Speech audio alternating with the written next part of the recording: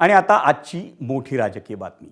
ठाकरेंच्या शिवसेनेला नवी उभारी देण्यासाठी पक्षप्रमुख उद्धव ठाकरे यांचे चिरंजीव आणि आमदार आदित्य ठाकरे यांच्या खांद्यावर लवकरच पक्षाच्या कार्याध्यक्षपदाची धुरा देण्यात येण्याची शक्यता आहे. येत्या 19 जून रोजी ठाकरेंच्या शिवसेनेचा 60वा वर्धापन दिन म्हणजे हिरक महोत्सव साजरा होणार आहे.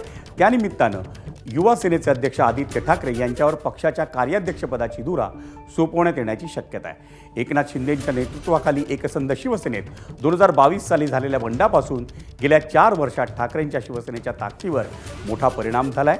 लोकसभा आणि विधानसभा निवडणुकीत पक्षाला त्याचा मोठा फटका बसला. मुंबई महापालिकेत ठाकरेंच्या शिवसेनेच्या हातून सत्ताही निसटली. ठाणे, मराठवाडा आणि कोकणासारख्या बालेकिल्ल्यात ठाकरेंच्या शिवसेनेची ताकद घटली आणि या परिस्थितीत पक्षात नवचैतन्य निर्माण करण्यासाठी ठाकरेंच्या तिसऱ्या पिढीच्या हातात सूत्र दिली जाऊ शकतात. शिवसेना प्रमुख बाळासाहेब ठाकरे यांच्या हयातीत 2003 साली महाबळेश्वरच्या अधिवेशनात उद्धव ठाकरे यांची एकसंध शिवसेनेच्या कार्याध्यक्षपदी निवड करण्यात आली होती आणि त्याच पद्धतीनं उद्धव ठाकरे हे पक्षप्रमुखपदी असताना आदित्य ठाकरे यांना कार्याध्यक्षपदाची जबाबदारी देण्यात येऊ शकते. उद्धव ठाकरे हे आज 65 वर्षांचे आहेत, तर आदित्य ठाकरे हे 35चे आहेत.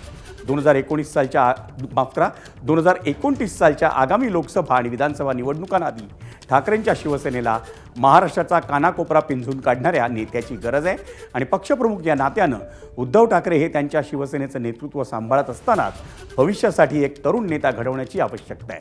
आदित्य ठाकरे यांच्या रूपानं ठाकरेंच्या शिवसेनेत सध्या एकमेव पर्याय आहे. त्यामुळे ठाकरेंच्या शिवसेनेच्या कार्याध्यक्षपदाची जबाबदारी आज ना उद्या आदित्य ठाकरे यांच्यावरच सोपवली जाऊ शकते. त्यात येत्या 19 जूनला ठाकरेंच्या शिवसेनेचा हिरक महोत्सव साजरा होणार आणि त्याआधी पक्षाच्या कार्यकारिणीची बैठक बोलावून त्यात आदित्य ठाकरेंची कार्याध्यक्षपदी निवड केली जाण्याची शक्यता आहे. एबीपी माझा, उघडा डोळे बघा नीट.